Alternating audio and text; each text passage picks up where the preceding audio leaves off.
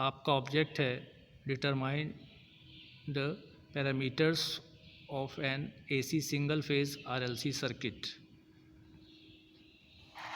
यहाँ पे एक सीरीज़ आरएलसी सर्किट बना हुआ है, इसमें आपको डिफरेंट पैरामीटर्स निकालने हैं। ठीक है, यहाँ से ये सप्लाई आ रही है, ये वेरिएक है, यहाँ से हम वोल्टेज को वेरी करा सकते हैं। यहाँ से आउटपुट वोल्टेज इस पॉइंट और इस पॉइंट से आउटपुट वोल्टेज हमें मिल रही है। एम्पीयर मीटर एक सीरीज़ में लगा हुआ है। अगर वोल्ट मीटर मेज़र करना है तो वोल्टेज मेज़र करना है तो एक वोल्ट मीटर इसके क्रॉस, इन दोनों पॉइंट के क्रॉस लगाएंगे। एक इंडक्टर लगा हुआ है, कैपेसिटर लगा हुआ है और रेजिस्टेंस लगा है। ये तीनों अननोन क्वांटिटी के लगे हुए हैं। इसमें इंडक्टर की वैल्यू निकालनी है, कैपेसिटर की वैल्यू निकालनी है और रेजिस्टेंस की वैल्यू निकालनी है। ठीक है, voltage drop against inductor measure कर लेंगे, कैपेसिटर के क्रॉस वोल्टेज ड्रॉप मेज़र कर लेंगे और रेजिस्टेंस के क्रॉस वोल्टेज ड्रॉप मेज़र कर लेंगे। ठीक है, तो इसको यूज़ करते हैं, मल्टीमीटर यूज़ करते हैं। ये डिवाइस मल्टीमीटर है आपकी, इसमें डिफरेंट क्वांटिटीज़ मेज़र करी जा सकती हैं। वोल्टेज है, रेजिस्टेंस है, एम्पियर है, 10 एम्पियर है और इसमें नॉब होती है और नॉब में के क्रॉस जो डायल पे डिफरेंट क्वांटिटीज़ अलग अलग रेंज में AC DC लिखी रहती हैं। ठीक, इस मल्टीमीटर का यूज़ करते हैं। अब ये देखते हैं कि इसमें कैसे निकालेंगे इसको। Voltage across the resistance VR equal to IR होता है, आपको पता होगा। ठीक है, तो अगर हम इस सर्किट का करंट एम्पीयर मीटर से निकाल लें, सीरीज़ में एम्पीयर मीटर लगा के, तो हमको VR हमको मेज़र करना होगा। तो VR मेज़र करने के लिए हम क्या करेंगे, एक वोल्ट मीटर यहाँ पे इसके पैरेलल में लगा लेंगे। ठीक है, तो ये क्या बताएगा, VR की वैल्यू बताएगा। ये वाला वोल्ट मीटर वोल्टेज ड्रॉप इसके क्रॉस बताएगा, I आपको एम्पीयर मीटर बता देगा। तो क्या होगा, आपको I पता चल गया, VR पता चल गया, तो R की वैल्यू निकल आएगी। वैसे ही I आपका तो सेम है, आपने वो इंडक्टर के क्रॉस वोल्टेज ड्रॉप मेज़र कर लिया वोल्ट मीटर लगाकर, तो आपको इंडक्टिव रिएक्टेंस पता चल गया। ठीक है, इंडक्टिव रिएक्टेंस क्या होता है, जैसे रेजिस्टेंस होता है करंट के फ्लो में ऑब्स्ट्रक्शन कंडक्टर की वजह से, मटेरियल की वजह से, वैसे किसी इंडक्टर के वजह से किसी सर्किट में जो करंट के फ्लो में ऑब्स्ट्रक्शन होता है उसको इंडक्टिव रिएक्टेंस कहते हैं। और किसी कैपेसिटर की वजह से जब होता है तो उसको कैपेसिटिव रिएक्टेंस कहते हैं।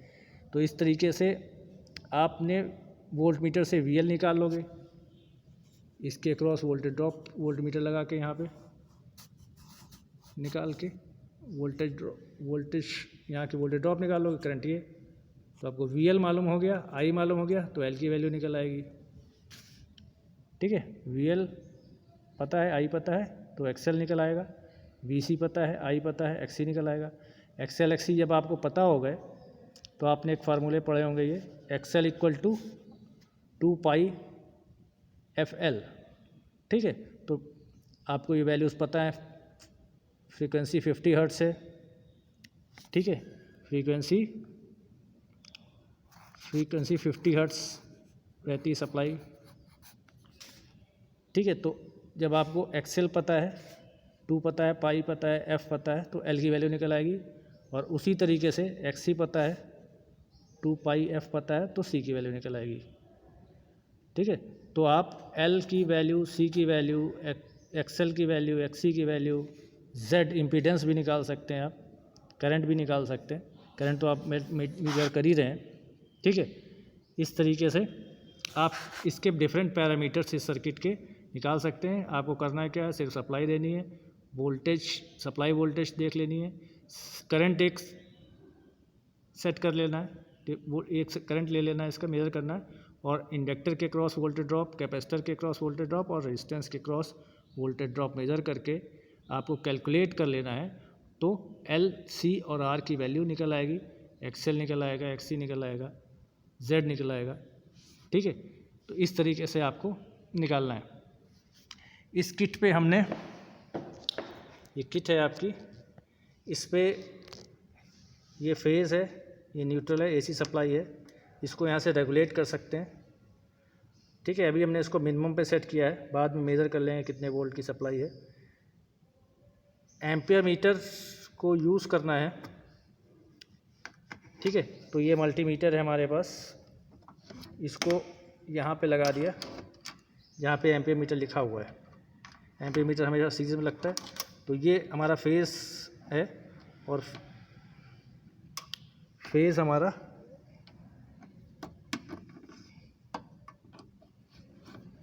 ये से कनेक्ट कर दिया, ये फेज़ यहाँ पे गया, फिर ये एम्पियर मीटर में आए, एम्पियर मीटर से वापस एम्पियर मीटर के दूसरा सिरा यहाँ पे आया। जहाँ पे लाइंस बनी है वो इंटरनली कनेक्ट है, और जहाँ पे कंपोनेंट लगा है वहाँ पे ये बना हुआ है, ऊपर से L1 बना हुआ है। ठीक है, इस यहाँ तक लाइन बनी है, उसके बीच में यहाँ पे लाइन नहीं बनी है, इसलिए हमने इसको एक वायर से कनेक्ट किया गया है।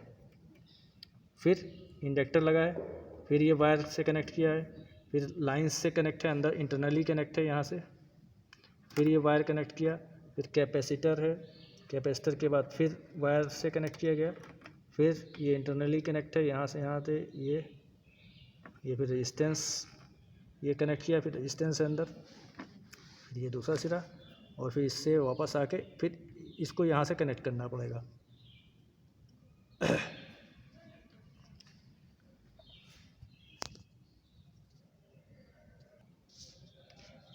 ये वायर से कनेक्ट कर दिया, और ये सर्किट अब सीरीज सर्किट कंप्लीट हो गया, और एम्पियर मीटर यहाँ पे पैरेलल में सीरीज़ में लगता है। तो एम्पियर मीटर यहाँ पे लगा हुआ है, अलग से रखा हुआ है ये। ठीक है, बाकी ये सर्किट सीरीज़ में पूरा कंप्लीट है, एक सीरीज़ बना हुआ है जैसा ये बना हुआ है।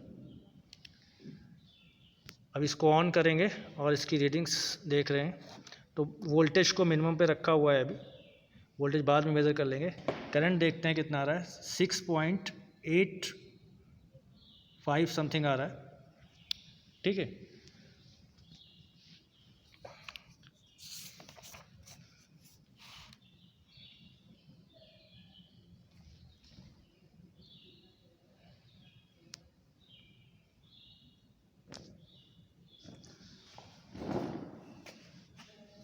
सिक्स 6.58 मिली एम्पियर आ रहा है, इसको 58 कर दीजिए, 58 मिली एम्पियर आ रहा है। वोल्टेज अभी बाद में मेज़र कर लेंगे।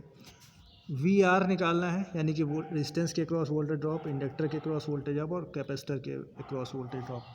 तो उसके लिए हमें मल्टीमीटर चाहिए होगा, वोल्ट मीटर से इसको बनाएंगे।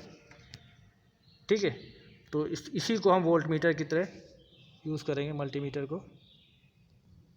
अब देखिए, ये हमने इंडक्टर के पैरेलल में ये वोल्ट मीटर लगाया हुआ है, ये मल्टीमीटर है, इसको वोल्टेज पे सेट किया हुआ है 20 वोल्ट AC कॉमन और वोल्टेज। ठीक है, ये रीडिंग दे रहा है 1.21 वोल्ट, 1.21 वोल्ट। ठीक है, इंडक्टर के क्रॉस वोल्टेज ड्रॉप। अब हम कैपेसिटर के क्रॉस वोल्टेज ड्रॉप निकालेंगे। ये कैपेसिटर के पैरेलल में देखिए वायर लगाए गए ग्रीन वाले, और ये मल्टीमीटर लगा हुआ है, एम्पियर मीटर 10.1 ये आ रहा है।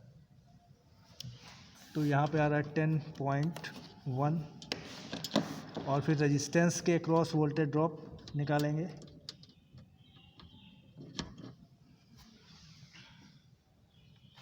ये रेजिस्टेंस के पैरेलल में ये पिंस लगी हैं, रेजिस्टेंस के पैरेलल में।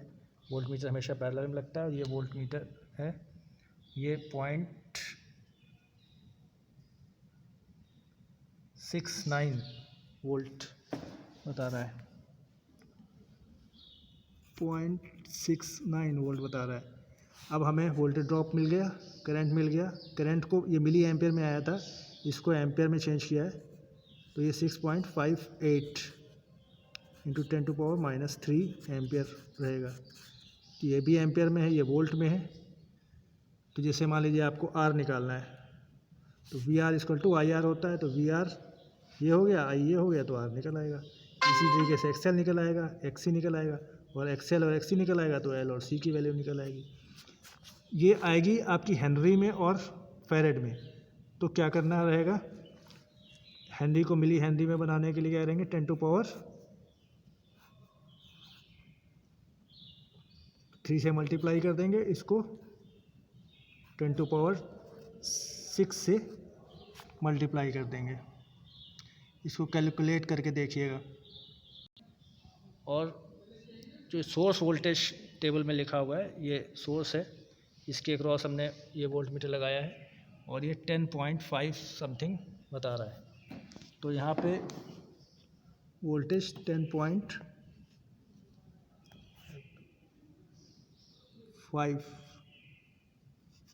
वोल्ट रहेगा। ठीक है, अब आप समझ गए होंगे इसको कैसे फाइंड आउट करना है। ठीक है, ये दिया हुआ है, ठीक है, फार्मूलाज दिए हुए हैं। तो आर एक्सएल एक्सी निकाल लेंगे, फिर एल और सी की वैल्यू निकाल लेंगे।